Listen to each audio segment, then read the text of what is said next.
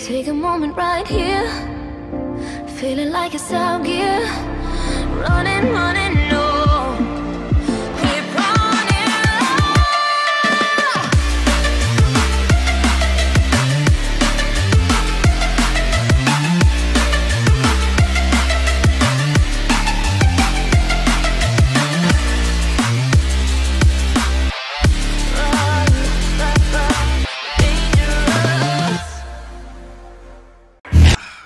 Last chapter, I did say you have to make room for the new generation, but I didn't think nothing like this was going to happen to Garb. This is some bull, bro. So we started chapter off with a flashback of Garb trying to help these future in-training sword members know the essentials of how to save the future of the Marines. So Garb started off with a scenario about if there were an old man and a baby on a ravenous beast island, right? And you could only save 2 people, and you're on a rowboat that can only hold 2 people. Who do you save? So Kobe was the first person, this young Kobe. You remember how Kobe was looking like this fat little chunky boy? This young Kobe basically said what any hero would do, right? Get off the boat, have the old man and baby on the boat so they can save themselves, and you stay on the island. And Garb basically said, no, you nincompoop. But I can say Garb is trying to save in the most kind way of how to save the future of the Marines. These young up-and-coming Marines, they are the future. Their power is infinite, right? And it's precious to know that the Marines will have up-and-coming sword members who are actually trained, right, to be admirals in higher level than normal captains. You know, Kobe's a captain right now, right? Prince is a rear admiral. I can say one thing. A normal captain is not as strong as Kobe. A normal rear admiral is not as strong as Prince. And when I say normal, anybody outside of sword is normal. People inside sword are not normal. I can't say it was funny when Garb basically said that leave the old man, he's half dead already. Bro, like I said before, Garb realistically is teaching these people, because this is sword division, right? These up-and-coming training sword members, right, would need to know the reality of the situations going forth. They're going to be facing strong admiral level pirates, right? Rear admiral level pirates, because the sword members are favored in situations where they can go against a Yonko without having permission from the fleet admiral, right? They are favored in most situations because the way that Garb and some of the high-ranked officers and Marines train the sword members. And then we get another flashback 2 weeks earlier of the current timeline about actually what happened between Kobe and Blackbeard. So basically, Kobe sacrificed himself for the 800 sailors that Blackbeard actually captured. And that's the only reason why Kobe got captured, because he wanted to be a hero. During these previous chapters, we've seen how Kobe is really naive to the point that he thinks he can save everybody. You have to understand that he cannot save everybody. Some people will get hurt. Some people will die. And that's the realization of things. I hope that Garb, at the end of things happening to Garb, whatever happened to Garb, Garb had to teach this man this, that you cannot save everybody. So after that flashback, we go to the present day where we see Bizarro trying to destroy everybody on a ship that got away. Now we see how big Bizarro Hand is, and he would crush everybody on that ship. Now I can't say through last chapter, I did not know what Garb had up his sleeve, and what I thought was somebody actually come to help these guys, but Garb had a different motive. So once Garb told Prince, Kobe, and Himebo that you can save these individuals from Pizarro, these people kind of thought like, what? Garb already believed that Kobe, Prince, and Himebo had the power to save these individuals already in his mind. So he had like a carefree authority right now. So basically he wanted Kobe to actually destroy the big hand, right? After Kobe destroyed the big hand, he wanted Prince to carry up the rubble so nobody can get hurt after Kobe destroys this huge hand, because all the rocks will fall down. And Himebo's job was to destroy anybody, destroy anything that tried to interfere with Kobe and Prince. And before anybody could object to this, Garb basically said, be decisive, snap judgment. Now, I don't know, is that something for code, like that's final, or that's my final word, you need to go. After that, they cannot say anything. The way Garb said snap judgment, how shocked they look and precise, they was already on the mission. They knew that they had to motivate themselves to do what Garb said. I can say one thing. Himebo also did come a long way. He's not as strong as Kobe. We all know that he's not as strong as Prince. but he is brave now. He is strong that he can be alongside of Kobe, right? But he can definitely do enough that will help Kobe transcend into the next level of being a real hero in the Marines. So after the interaction between Prince, Kobe, and Himebo, we go back to Garb and Kazan, and we see that Garb is heavily wounded, right? And we see that Kazan is still concerned for Garb. But before you know it, Garb speed blitzes Kazan and hits him and goes directly for Bizarro. As I watch these panels with Garb and Kazan, I feel like Garb can actually beat Kazan if he really wanted to. Somebody like Kazan, I don't think he actually wanted to kill them. Like, that's definitely plot armor around Kazan, and while Garb didn't actually wanted to beat him because he was a star pupil, because of how him, Garb, Kazan was training, how long they was training, and how, you know, Kazan actually grew up through the ranks. Garb actually had a hard feeling for Kazan. So let's just say that this is one of the reasons why we have not seen Garb take out Kazan just yet. And we can see that Kazan has to take out Garb because Kazan is blindly looking at Akainu as the next enemy. And he had to go through Garb to get to Akainu. But still, as Garb speed blitzed Kazan, he went straight for Bizarro. And as he was bouncing from one building to the next building, trying to go towards Bizarro, he hit Bizarro with another Galaxy Divine in the face. And that definitely was the opportunity that Kobe Prince needed to actually save these individuals that's trying to get away from full of lead. Now, I'm going to go back to previously in the chapter when Garb said snap judgment to Kobe, Prince, and Himebo, right? Because I think it also factored in what's happening next, right?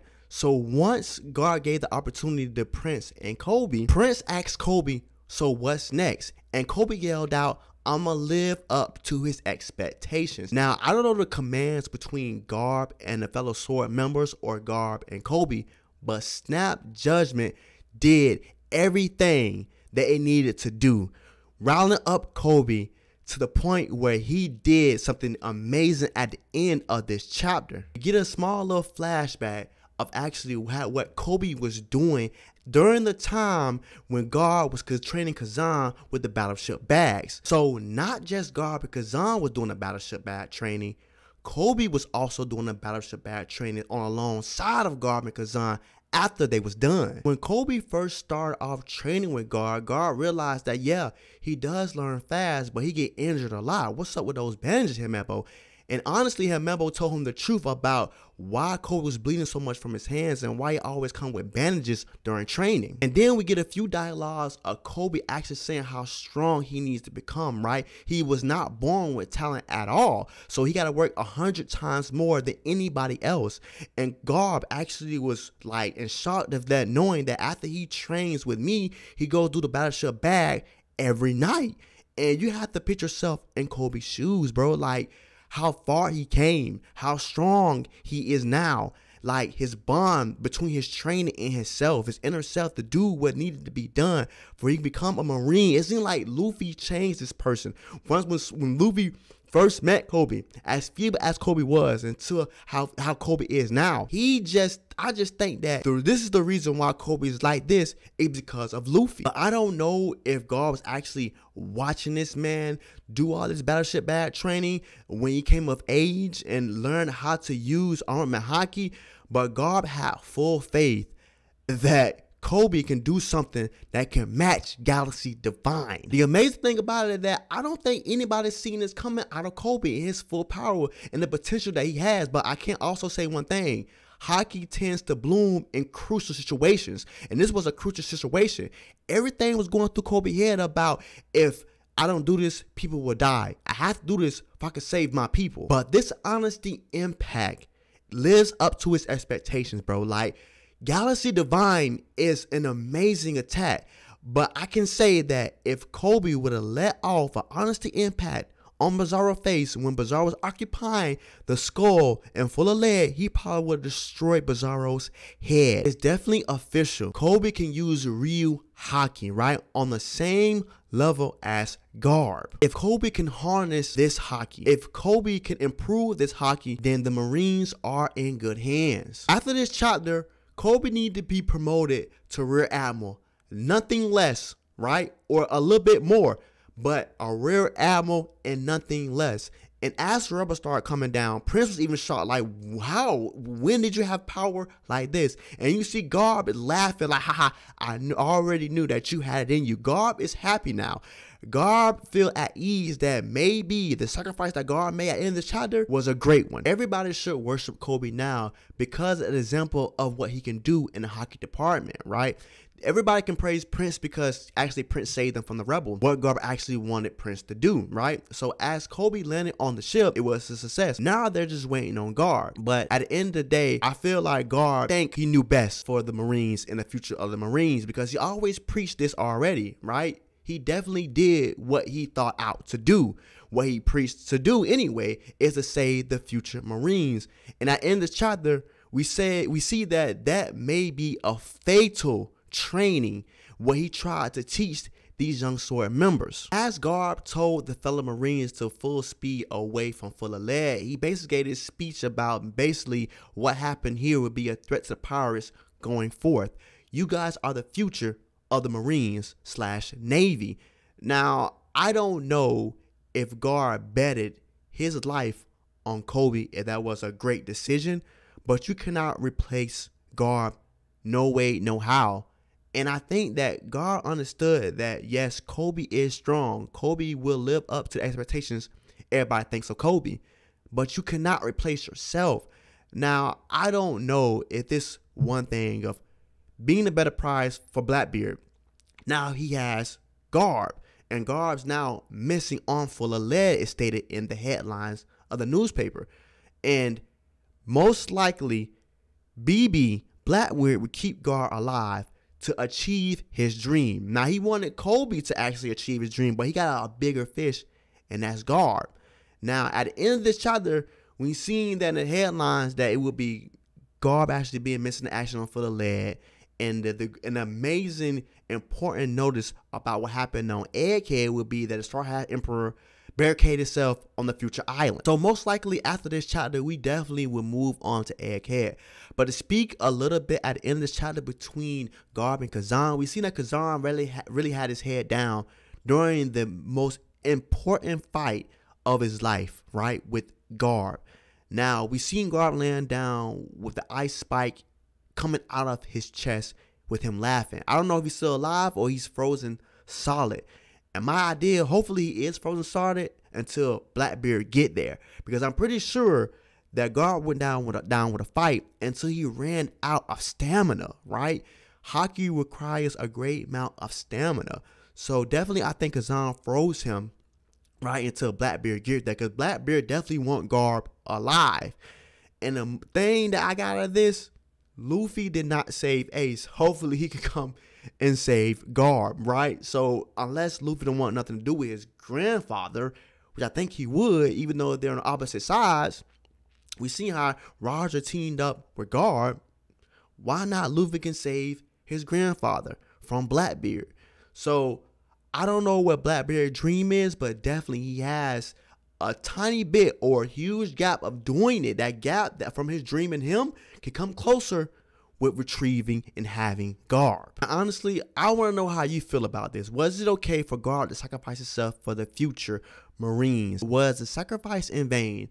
In my opinion, I don't exactly understood why Garb did that. Garb is a person that cannot be replaced, and Kobe still have a lot to learn because of his status right now. He's too naive right now to live up to Garb expectations. I'm just in shock right now. Hopefully Garb is definitely alive. Hopefully Blackbeard will keep Garb alive for the sake of obtaining his dream. Nevertheless, it was an amazing chapter to see Kobe come out, his hockey bloom in front of everybody, right? Honest to Impact is like 3 or 2 Galaxy Divines. Thanks for watching the video. Like, comment, subscribe to get more of me and more One Piece content. I try to get you One Piece content every week. Don't worry, I'll be uploading more videos as I go. I've been a little busy, right? I'm sorry that I got this video off late. Well, nevertheless, 10 out of 10 for the chapter. See you in the next chapter. Peace.